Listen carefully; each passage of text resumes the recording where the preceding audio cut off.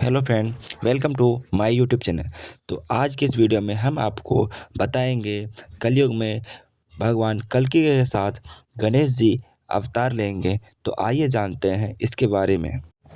आज की कथा में हम आपको बताएंगे जब जब इस धरती पर पाप और अन्याय का घड़ा भरा है, तब तब पापियों का नाश करने के लिए संसार में भगवान विष्णु ने अवतार लिया है। ठीक ऐसा ही कलयुग में भी होगा, जब भगवान कल्कि अधर्म का नाश करने के लिए आएंगे। ऐसे में कहा जाता है कि भगवान विष्णु के 10वें अवतार कल्कि के आने के 4 जिंदा सबूत पृथ्वी पर पहले से मौजूद हैं, लेकिन कहा है यह सबूत धर्म शास्त्र के अनुसार महाभारत काल के बाद जब श्री कृष्ण ने अपना देह त्याग किया, तो उनके सुदर्शन चक्र ने खुद को पृथ्वी के अंदर समाहित कर लिया था। क्योंकि ऐसा माना जाता है कि भगवान विष्णु का कल्कि अवतार जब कलयुग में आएंगे, तो यही सुदर्शन चक्र धरती चीरकर वापस निकलेगा और भगवान कल्कि उसे धारण कर लेंगे। सोचने वाली बात है कि आखिर वह सुदर्शन चक्र से युद्ध कैसे करेंगे, उनकी क्या योजना होगी। यह सभी चीज़ उन्हें कोई और नहीं बल्कि भगवान परशुराम ही सिखाएंगे, जो कि आज भी जीवित हैं और उनकी प्रतीक्षा कर रहे हैं।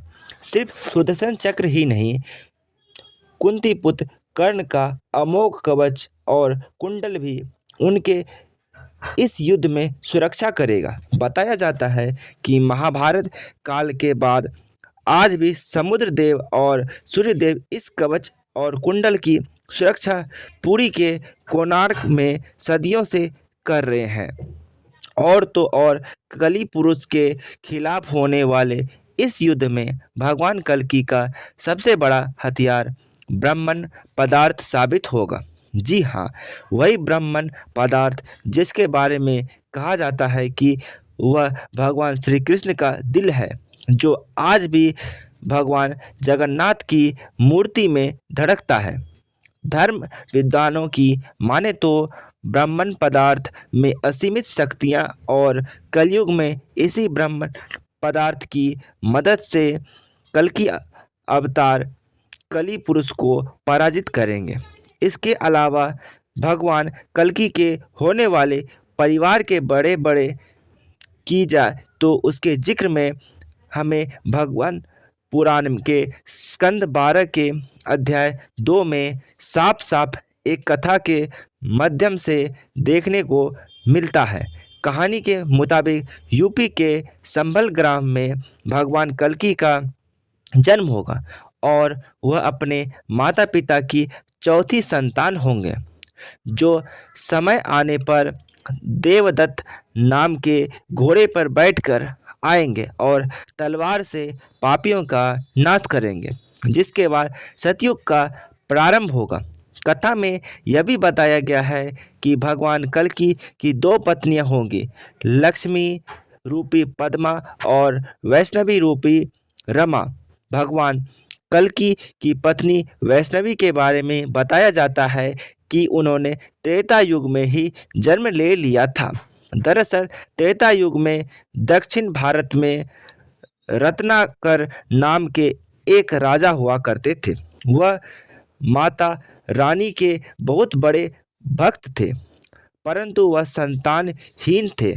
ऐसे में एक दिन माँ काली, माँ सरस्वती और माँ भगवती राजा रत्नाकर की भक्ति से प्रसन्न हुई और तीनों ने मिलकर अपने तेज का एक अंश भक्त रत्नाकर की पत्नी के गर्भ में आशीर्वाद के स्वरूप दे दिया। इसके साथ ही उन्होंने रत्नाकर के सपने में आकर यह भी बताया कि उनके घर में दिव्य बालिका का जन्म लेने वाली है, जिसको कलयुग में लोग पूजेंगे और भविष्य में एक खास किरदार निभाएगी। आगे चलकर रत्नाकर के घर में एक बच्ची के किलकारी गूंजी, जिसका नाम त्रिकुटा रखा गया। त्रिकुटा के अंदर हमेशा ऐसे ही ज्ञान पाने की इच्छा थी, इसीलिए उसने ईश्वर की भक्ति में लीन होकर घर परिवार सब कुछ त्याग कर ज्ञान की प्राप्ति के लिए निकल गई। ऐसे में एक दिन जब प्रभु श्री राम जंगल में माता सीता की खोज कर रहे थे, तभी उनकी मुलाकात त्रिकुटा से हुई। त्रिकुटा ने पहले नज़र में भगवान विष्णु के अवतार प्रभु श्री राम का आभास कर लिया। उनके चरणों में नतमस्तक होकर फूल चढ़ाए। भगवान राम ने त्रिकुटा की तपस्या से प्रसन्न होकर उसको वैष्णव देवी नाम दिया। परंतु जब त्रिकुटा ने भगवान राम को उनके अंदर समाहित होने की प्रार्थना की, तो उन्होंने इसके लिए उसे मना कर दिया और कहा कि समय आने पर एक दिन मैं तुम्हारे पास आऊँगा और अगर तुम मुझे पहचान पाओ तो मैं तुम्हारी सारी इच्छाएं पूरी कर दूंगा। यह कहकर प्रभु श्री राम वहाँ से चले गए।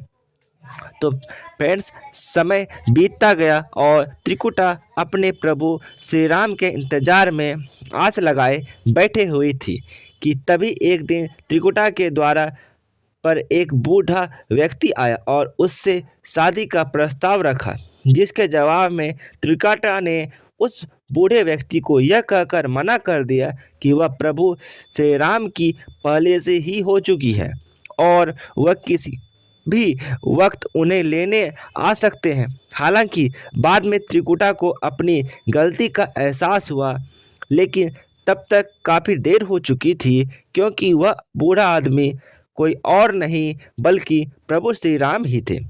त्रिकुटा ने प्रभु श्री राम से अपनी गलती की माफ़ी मांगी।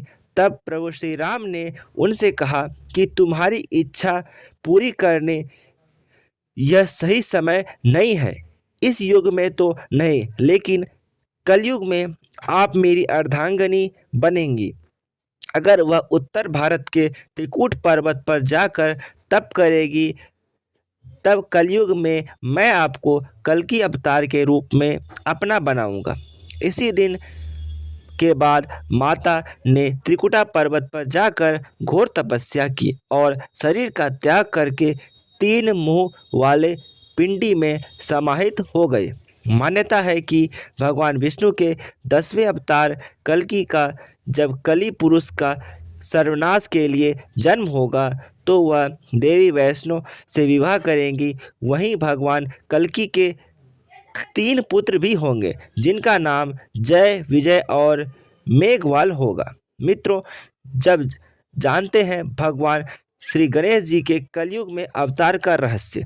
गजानन भूत गणाद से सेवितम कपित जम्बू फल चारु भक्षणम उमासुत शोक विनाश काकम नमामि विघ्नेश्वरम पाद पंकजम, यानी है हाथी के मुख वाले भूत गणों के द्वारा सेवा के किए जाने वाले, केत एवं जामुन के फलों को चाव से खाने वाले, दुख और कष्ट को नष्ट करने वाले उमापुत्र श्री गणेश को मैं नमन करता हूँ। मित्रों, भारतीय धर्म और संस्कृति में गणेश जी सर्वप्रथम पूजनीय और प्रार्थनीय है।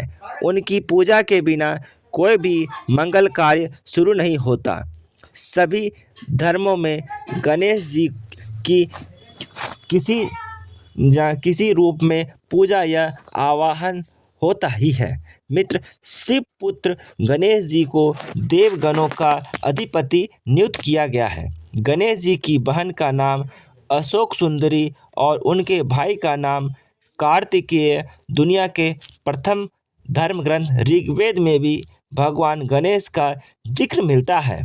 भगवान गणेश की रिद्धि और सिद्धि नामक 2 पत्नियां हैं, जो प्रजापति विश्वकर्मा की पुत्रियां हैं। इससे पहले कि कई वीडियो में हमने आपको कल्कि पुराण के बारे में बताया है।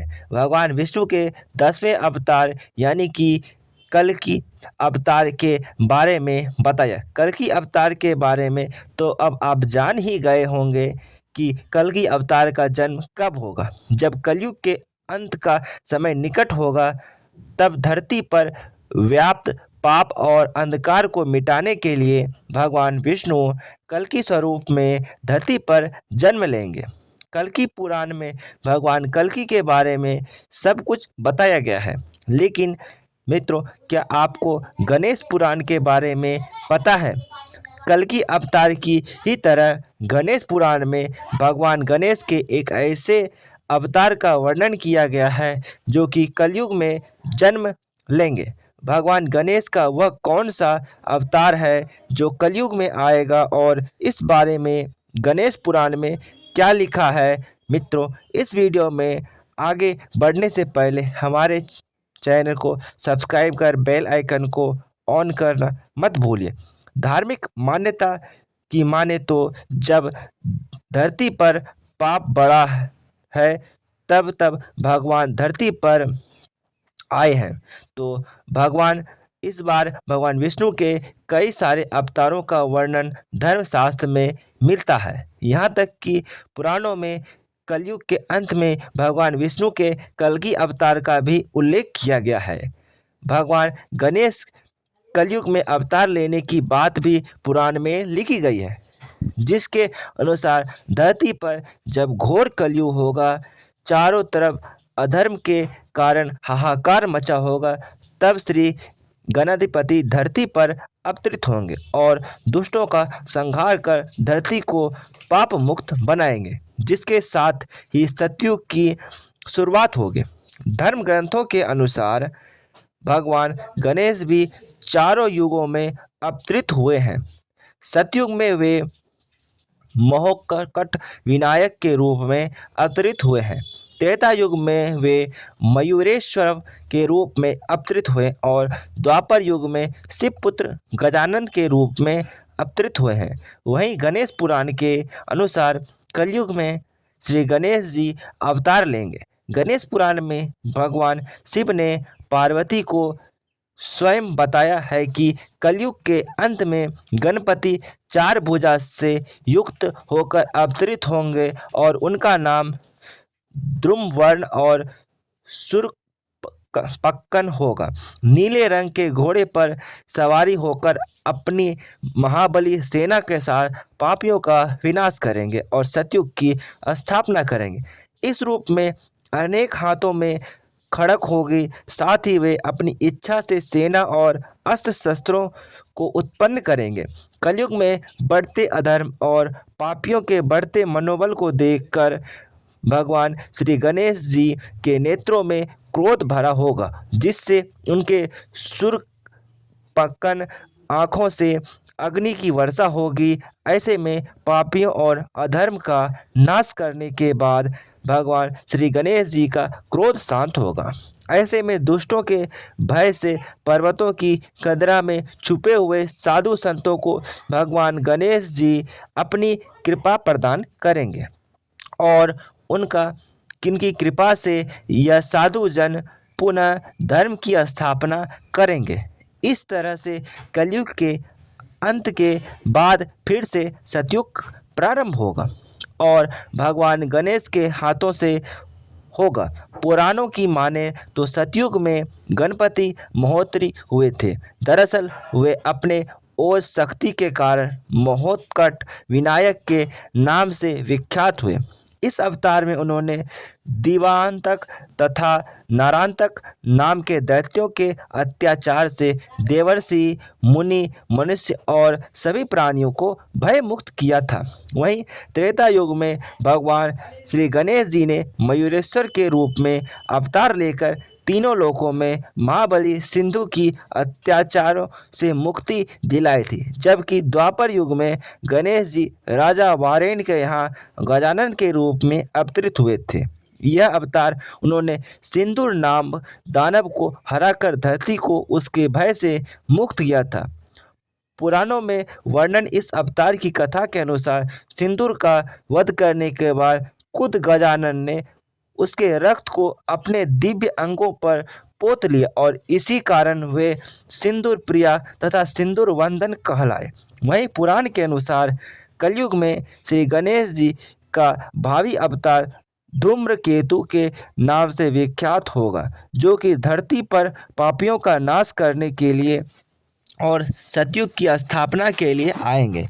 कहते हैं कि श्री गणेश जी कलयुग के अंत में अवतरित होंगे। इस युग में उनका नाम धूम वर्ण और शुक्र वर्ण कन होगा।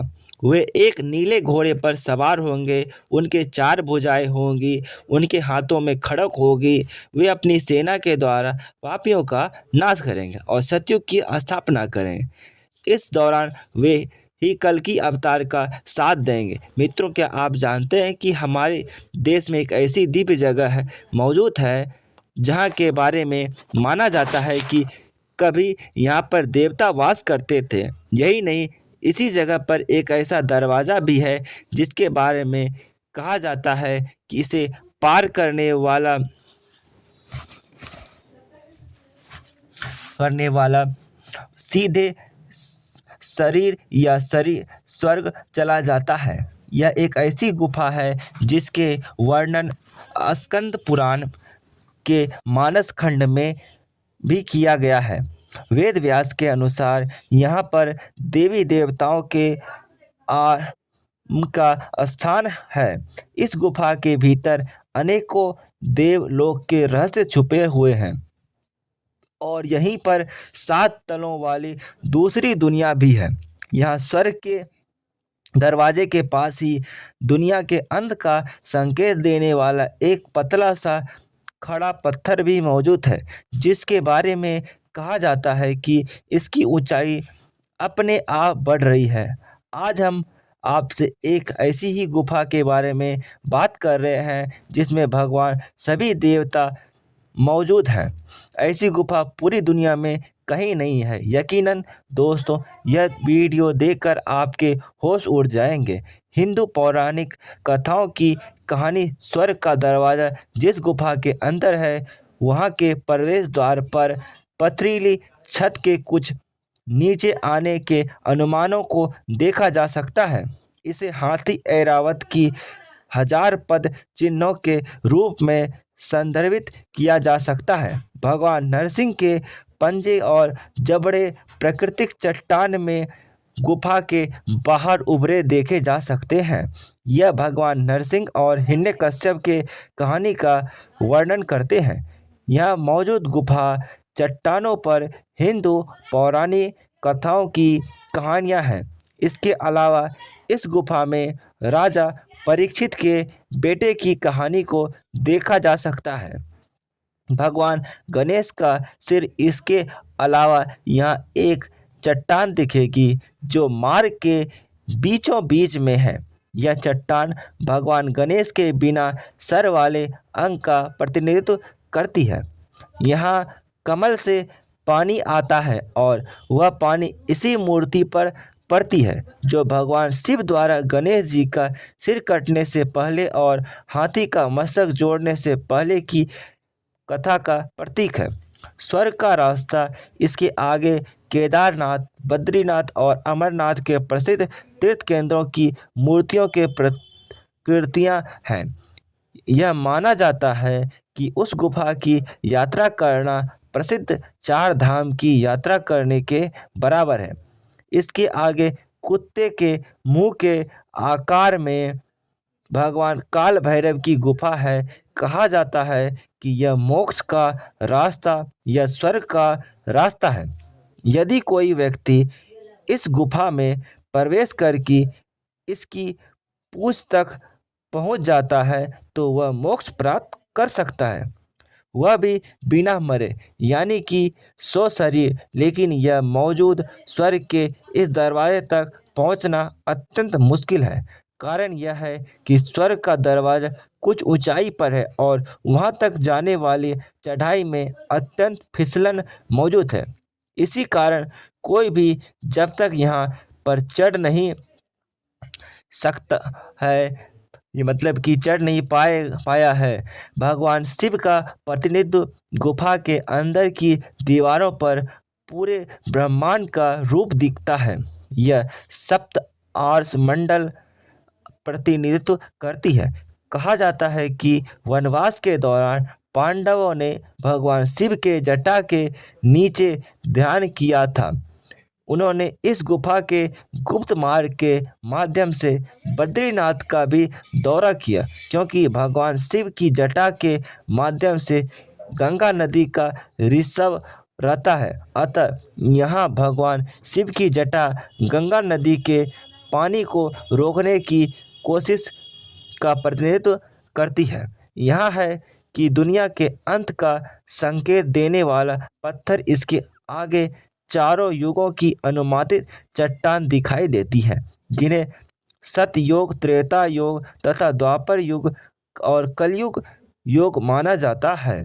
वहीं यहाँ कुछ ऐसी गुफाएं भी हैं जिनके बारे में कहा जाता है कि हर युग के साथ एक गुफा उससे युग का प्रतिनिधित्व करती है। वह अपने आप बंद होती गई और यहाँ मौजूद एक घड़ा छोटा सा पत्थर जो कि कलयुग का प्रतिनिधित्व करता है। मान्यता है कि इस पत्थर की थोड़ी धीरे धीरे ऊंचाई बढ़ रही है। यह माना जाता है कि एक बार इस पत्थर से गुफा छत को छू लिया तो वह दुनिया का अंत हो जाएगा। यहाँ मौजूद है यह गुफा। मित्रों, दरअसल हम जिस गुफा के बारे में बात कर रहे हैं वह देवभूमि उत्तराखंड की गंगौल घाट की माता कालिका के सुप्रसिद्ध घाट का कालिका मंदिर के पास स्थित यह समुद्र तल से 1350 मीटर की ऊंचाई पर स्थित है और कहते हैं कि इसके अंदर एक अलौकिक संसार मौजूद है। तो मित्रों, आपको हमारा आज का वीडियो कैसा लगा ज़रूर बताइएगा। Thanks for watching my videos.